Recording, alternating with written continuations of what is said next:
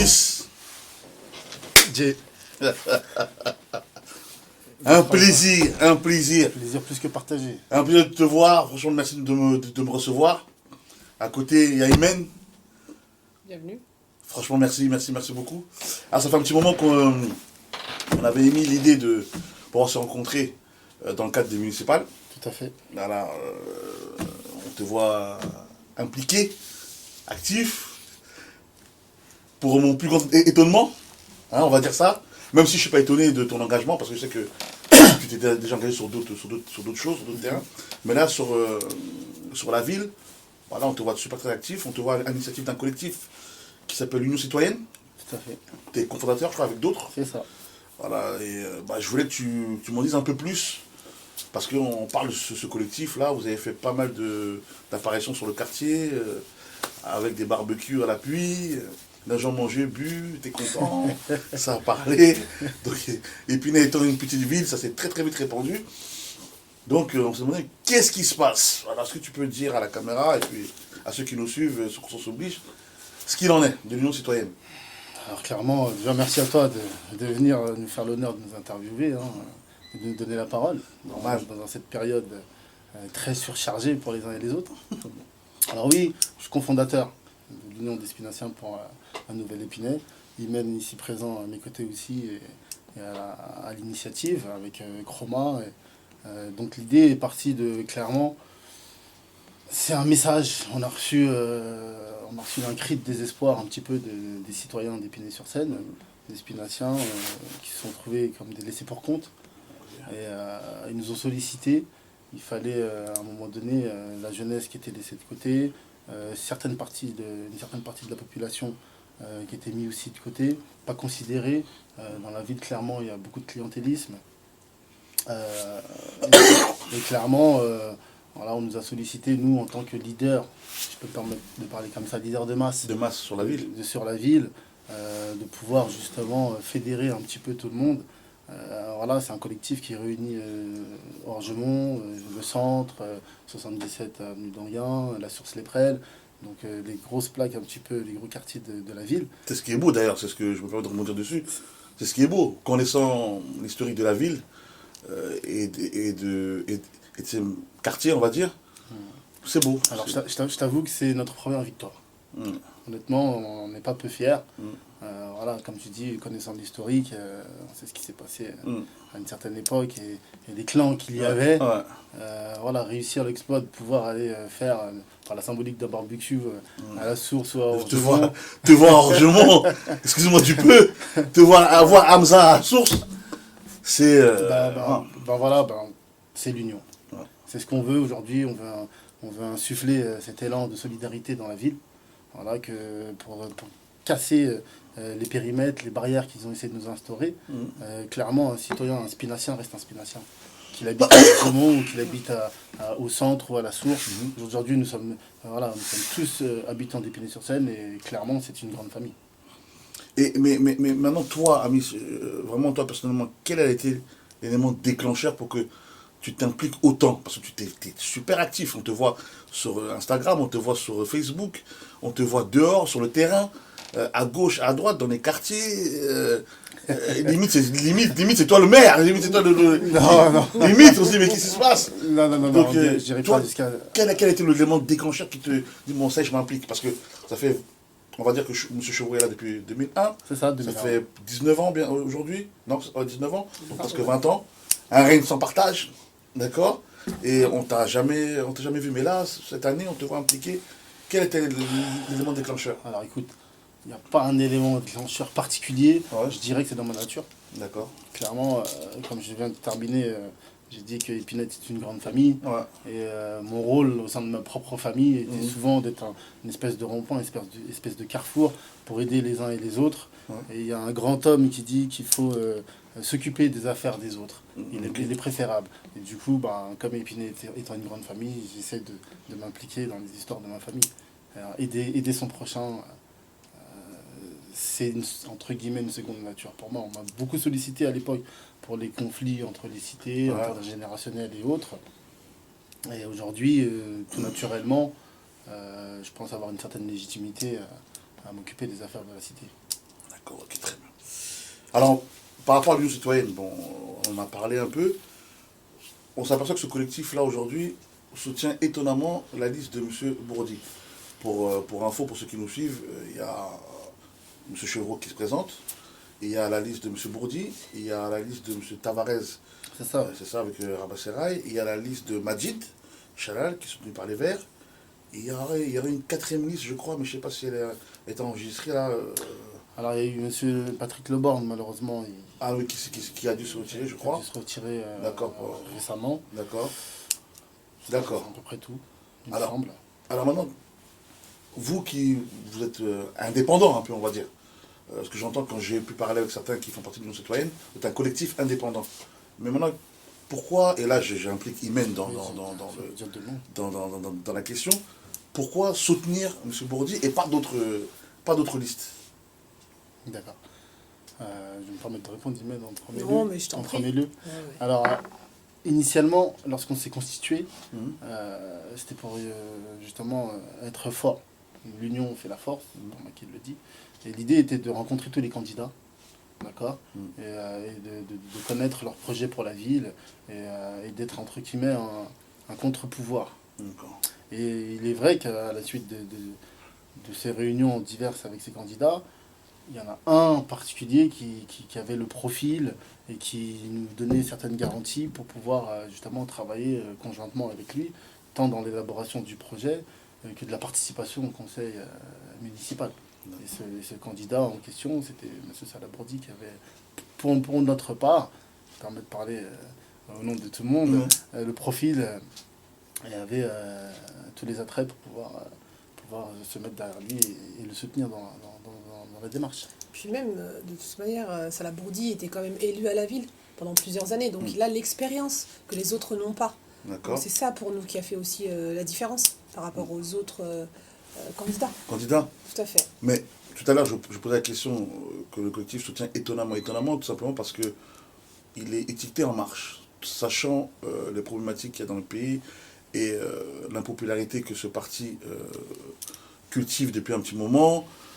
On n'est pas sans savoir aujourd'hui que, bon, avec les grèves, les réformes des retraites, les violences policières et tout, est-ce que vous n'avez pas, vous craignez pas qu'il y ait un amalgame et que les gens soient freinés pour justement voter en masse pour vous, bien que ils seraient attirés par ce que dégage l'Union citoyenne? Est-ce que vous n'avez pas peur de ce que ça freine un peu les gens? C'est une question qu'on a rencontrée souvent, hein. Je ne te cache pas. Nous, ce qu'on met en avant, c'est que ce qui se passe au niveau national et ce qui va se passer au niveau local, c'est différent. Et nous, justement, l'Union des citoyens pour un nouvel Épinay, on est là en garantie, justement, que la politique nationale n'impacte pas trop notre commune. Voilà, donc, étonnamment, j'entends, parce que c'est vrai que nous, on est une association apolitique. Justement, c'est pour ça qu'on a voulu s'insérer dans le conseil municipal pour pouvoir piloter un petit peu le projet de la ville avec Salabourdi et entre guillemets un petit peu encadrer les démarches. Je rebondis par rapport au pilotage du programme. Le programme, qu'en est-il sur le terrain? Qu'est-ce que vous proposez clairement? L'éducation, au niveau de la sécurité, la jeunesse, dites-nous en plus. Qu'est-ce qui ferait qu'aujourd'hui vous faites la différence avec les autres? Quoique je connais pas bien les programmes des autres. C'est ce que j'allais te dire, les programmes de tout le monde restent encore à peaufiner. Après, de notre côté, le programme, on ne l'a pas fait par un cabinet d'expertise. On l'a fait avec les citoyens, pour les citoyens. C'est-à-dire autour de nombreuses réunions publiques, des meetings, des réunions d'appartement, des sondages que tu peux voir ici. On a fait des sondages donc, sur le micro-trottoir. On était à l'écoute des Spinaciens. Et par rapport à leurs doléances, problématiques qu'ils rencontraient, on a établi donc, un programme. Il y a 5 points, donc on peut te parler assez rapidement. Au niveau donc, du logement. Il y a un gros souci au niveau du logement. C'est vrai qu'il y a depuis de nombreuses années, il y a des gros soucis au niveau du logement. Là aussi, on souffre beaucoup par rapport à ça. On souffre beaucoup de clientélisme, on va pas se mentir. L'attribution du logement, voilà, l'effet c'est par rapport au faciès. D'accord. Donc, il faut le dire, à un moment donné, il faut le dire. Faut dire ce qu'il faut. Si, c'est ça, Faut dire la vérité. Faut dire la vérité. Avec Salah Bourdi et la liste, on veut installer un système de points, d'attribution de points, qui permettrait, et surtout de le mettre sur le net. Hein, on crée une page à la mairie où c'est clair, où Monsieur Djebaï, voilà, il est marié, 2 enfants, je te dis des bêtises, il a 17 points. Imen, ici présente, elle est mariée, 4 enfants, elle en a 20. Le jour où il y a un logement qui tombe, logique que ce soit Imen à qui on attribue le logement. Voilà, comme ça au moins il y a une espèce de clarté dans l'attribution. La visibilité aussi au niveau des attributions des appartements. C'est important parce qu'après ça crée des frustrations. D'accord. Donc il y avait ce niveau problématique au niveau du logement, au niveau de la sécurité. Ouais. Voilà, dans le quartier, juste exemple, hein, dans le quartier des Écondos, on sait qu'il y a tous les 2-3 jours il y a une agression. Mais il n'y a pas de caméra là-bas? Alors, on en a déjà discuté à plusieurs reprises. Il y a beaucoup de caméras dans la ville. Il faut savoir que, je devrais peut-être pas le dire, mais il y en a beaucoup qui sont en panne, dû à leur grand nombre. D'accord. C'est-à-dire qu'il y a un budget qui est déterminé pour, je te dis des bêtises, une centaine de caméras. Sauf que pour maintenir en fonctionnement ces caméras, ça coûte encore de l'argent. Alors l'idée, c'est de réduire le nombre de caméras et de les mettre à des endroits plus propices pour mieux quadriller le périmètre. Et de toi à moi, c'est vraiment le domaine de prédilection de M. Salah Bourdi, étant lui-même fonctionnaire de police. Oui. Donc, entre guillemets, j'en ai entendu parler. D'ailleurs, oui, il est policier. Mais s'il est élu, comment ça va se passer parce que il y a ce problème-là. Il y a malheureusement dans le pays, et dans nombreux lieux depuis X années, ce rapport un peu conflictuel toujours avec la police. On devrait pas, et ça va peut-être t'étonner, surtout venant de ma part, mais on a besoin de la police. On a besoin de la police pour notre sécurité, pour la sécurité de nos enfants, de nos parents. On a besoin du maintien de l'ordre. Je crois même que ça n'a pas été suffisamment dit. On a tendance à assimiler la banlieue à des gens qui sont contre la police, alors qu'en vérité, dans son ensemble, on a besoin de la police, on en est conscient. On en est conscient. Ça, je te l'accorde. Mais maintenant, est-ce que durant ces années-là, on a eu affaire à une police? Parce qu'aujourd'hui, avec toutes les bavures qu'on peut compter dans le pays, je me rappelle l'année dernière, ou il y a 2 ans, avec notre collègue, on a fait une émission sur les violences policières, on pouvait s'apercevoir qu'il y avait un nombre incalculable de bavures, et qui par la suite n'ont pas été punis, on va dire. On n'a pas été punis. Aujourd'hui, maintenant, comment vous voyez un peu ce rapport-là? Comment vous allez réussir à installer ce rapport-là, police-jeunesse? Si du moins c'est dans vos... On va essayer de rétablir un lien de confiance entre la police et la jeunesse. Et je le conçois, c'est pas une mince affaire. Après, comme j'en ai discuté plusieurs reprises, c'est le maire, pour revenir sur... Parce que ici, la problématique à Épinay, particulièrement, c'est la police municipale. Qui, entre guillemets, sont traités de cow-boys. C'est le maire qui donne la direction à suivre à sa police. Si le maire, aujourd'hui, il décide que la police, ils sont là pour accentuer les conflits, pour, entre guillemets, chercher les jeunes, parce que c'est souvent avec la jeunesse, forcément, ça va envenimer les choses. De l'autre côté, avec un élu, un maire comme Salah Bourdi, qui va justement apaiser les choses, servir à ce que, justement, la police municipale, elle tasse un petit peu les conflits qui risqueraient d'y avoir. Normalement, ça devrait couler. À ça, on souhaiterait rajouter une équipe de médiateurs. D'accord, ça fait partie aussi des propositions qu'on a faites dans le programme, qui pourraient faire le lien, justement, entre la police et les jeunes. Pour justement calmer tout ça. Comme une police de proximité, quoi. Exactement. Les médiateurs, c'est pas une police de proximité, hein. Ce sont vraiment des éducateurs qui sont sur le terrain. D'accord. Du coup, qui temporisent. Du coup, qui font le temple. Voilà. Et l'idée, ce serait que ce soit des médiateurs qui soient issus d'Épinay. Voilà, comme ça, ils auront cette légitimité aussi auprès des jeunes. Après, c'est pas l'histoire des grands frères, hein, comme fut le cas il y a quelques années. C'est pas du tout ça la démarche. Hein. C'est vraiment avoir des gens spécialisés. Qui sont diplômés, vraiment des éducateurs spécialisés qui interviennent sur les quartiers.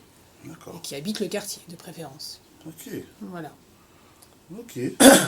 Donc, de plus en plus en t'écoutant parler, en vous écoutant parler, mais surtout Amis qui... Bon, on va pas jouer la comédie, on sait, tout le monde, ceux qui nous suivent savent très bien qu'on est très proches, et qu'Amis est un frère, donc... on va pas se le cacher. On va se le cacher, donc voilà pourquoi je me faisais un plaisir de pouvoir l'interviewer. Alors il nous reste très peu de temps, il nous reste combien? La régie nous dit combien là?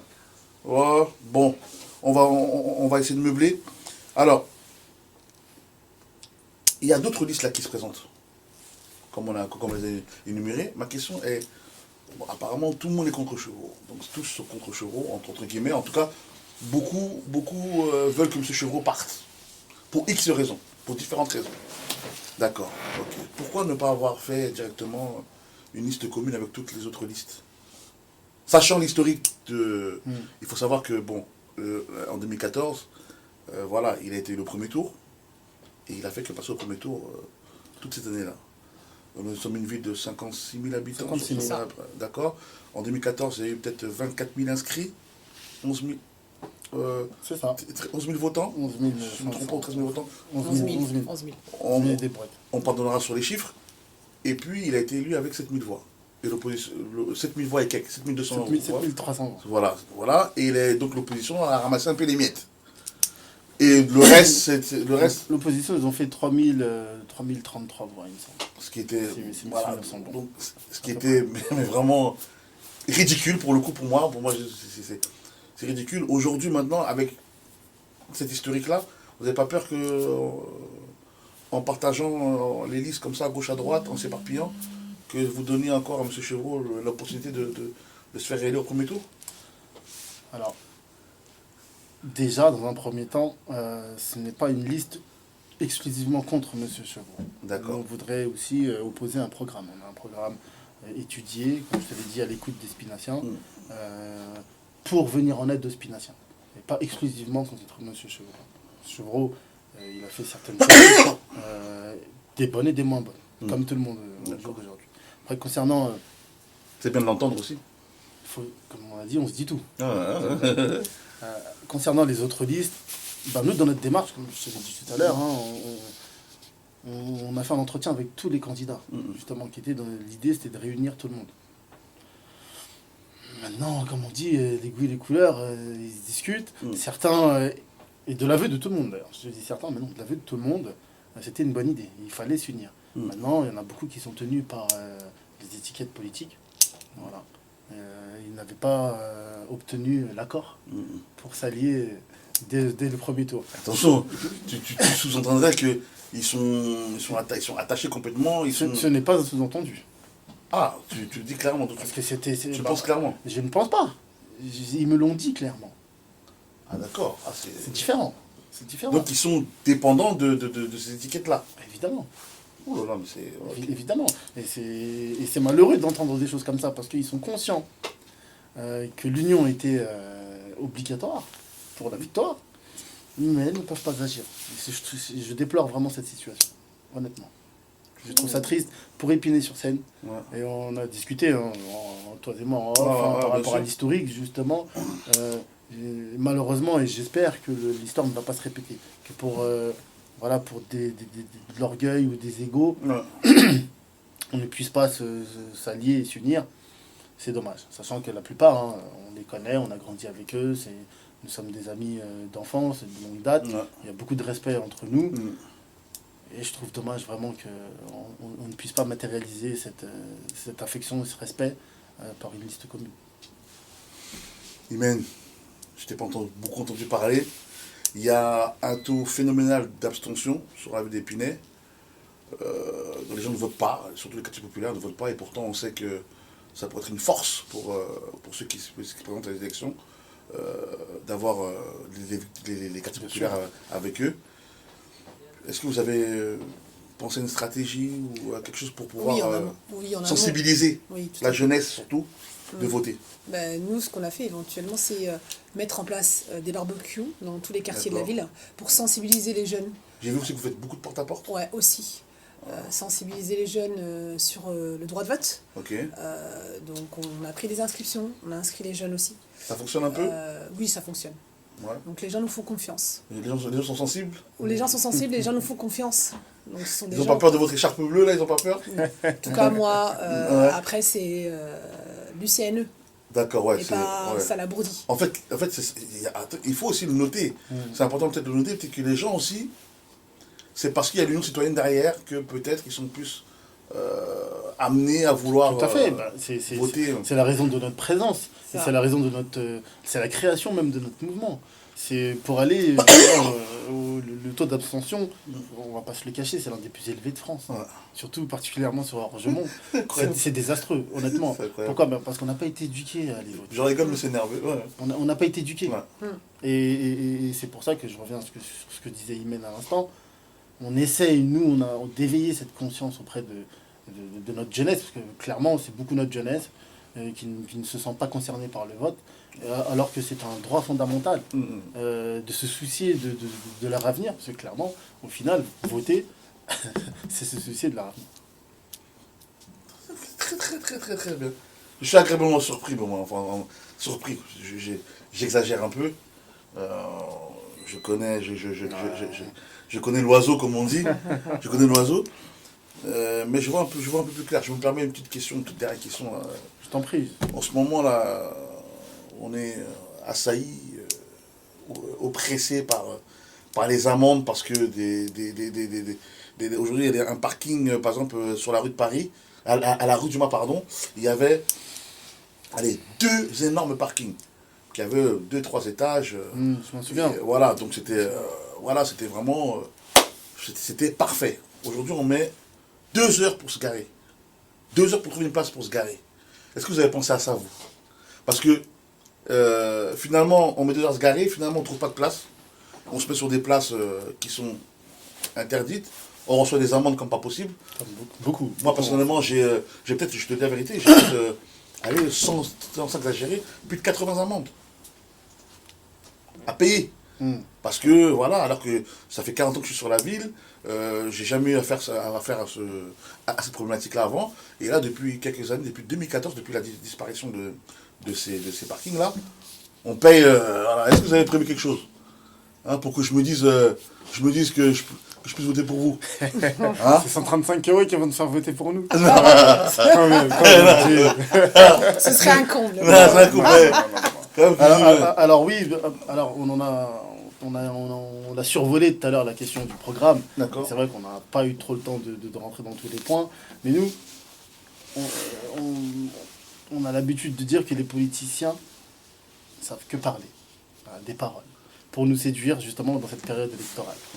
Alors, l'engagement, nous, on l'a mis sur papier, clairement. Et pour revenir sur ces 135 €, on en parle justement, c'est pour garantir la sécurité pour tous dans la ville et garantir que la police municipale soit au service des habitants. Ok. Par rapport à ce qu'on disait tout à l'heure. Ouais. Stop au stationnement gênant à 135 €. Ça, c'est écrit, ça? On ne fera pas les poches aux spinaciens. C'est écrit comme tel. C'est écrit comme tel, noir sur blanc. D'accord, C'est des engagements que l'on prend et que l'on va suivre. Ça fait partie. Après, tu regardes bien, il y a aussi un peu la loi sur la laïcité. Il y a plusieurs engagements que l'on a pris et qu'on va suivre, évidemment. Puis la gratuité aussi du périscolaire pour les familles. Il faut en parler aussi. Mais ça, on ne le voit pas beaucoup sur les réseaux. Ça, votre programme, vous en parlez pas beaucoup. On a fait plusieurs meetings. Ouais. D'ailleurs, j'étais invité. Ouais, mais j'ai pas pu venir assister à tous. Mais en fait, on va les meetings, lancer des petits slides. c'est bien, mais présenter le programme sur les réseaux, comme les gens sont beaucoup sur les réseaux, sur la maison, on regarde Facebook, même sur leur téléphone, ça peut être La raison intéressant. pour laquelle tu es là aujourd'hui, pour nous aider à véhiculer un Oui, peu. moi, en tant que média, c'est mon devoir de relayer un peu Voilà. ces genres d'informations-là. Mais c'est vrai que de mettre en avant le programme-là, là, je vois Nico, mon ami qui est à la régie, il peut pas filmer, faire un zoom, mais assurer des permanences de nuit, revoir l'implantation des caméras de vidéoprotection, garantir que la police municipale soit au service des habitants, stop au stationnement gênant à 135 €. On ne fait pas la poche aux spinaciens. Par exemple, Là, je regarde la caméra, c'est un argument, ça. Hein.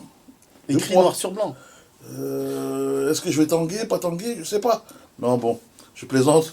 Après, Mais tu c'est... regardes bien, il y a d'autres points, Djibaï, je me permets de t'interrompre, il y a d'autres points qui sont essentiels au niveau de l'économie. Ouais. Tu vois, il y a une pépinière d'entreprise qu'on voudrait installer à Orgemont, au niveau d'Orgemont, justement, pour relancer. Tout est mort là-bas, Orgemont. Clairement, Épinay, c'est une cité dortoir. Voilà. C'est une ville dortoir, clairement. Tu vois, et nous, on voudrait changer ça. On voudrait redynamiser la ville, relancer l'économie, qu'il fasse bon vivre dans notre ville.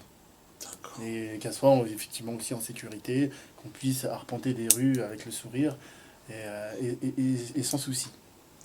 Mon ami c'est agréablement surprenant.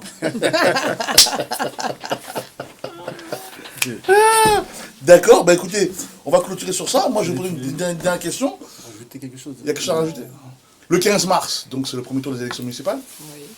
Ça signifie quoi pour vous cette date-là? C'est la victoire On l'espère en tout cas. Ouais. Vous sentez bien le truc? Alors, oui, honnêtement, il y a un bon parfum dans l'air. Ça sent bon? Je te cache pas. Ouais. Il a commencé, je vais faire une petite boutade, il a commencé par des merguez. Ouais. Dans le premier barbecue à la source. Ouais. C'était, comme je l'ai dit, c'était le début de la fin. Ouais. Et le 15 mars, j'espère que ce sera la fin du début. Le début d'une nouvelle histoire qui nous portera à la mairie. Alors on se donne rendez-vous le 15 mars. Je compte sur toi. Je serai là. Je serai là normalement. Si Dieu veut, je serai là, mais je pense être là. Si Dieu veut. Si Dieu veut. Amen. En tout cas, merci. Beaucoup, en tout cas, c'était un... je tiens à te remercier, toi et ton équipe, de nous donner cette tribune, la chance de nous exprimer. Bah, c'est c'est moi qui te remercie d'avoir pris ton temps, de nous recevoir ici dans ton bureau et de nous faire confiance pour pouvoir relier un peu tout le contenu de cette petite interview. Bon, on a l'habitude de faire des interviews ici et là depuis quelques années, mais bon, là c'est la première fois que je m'implique localement.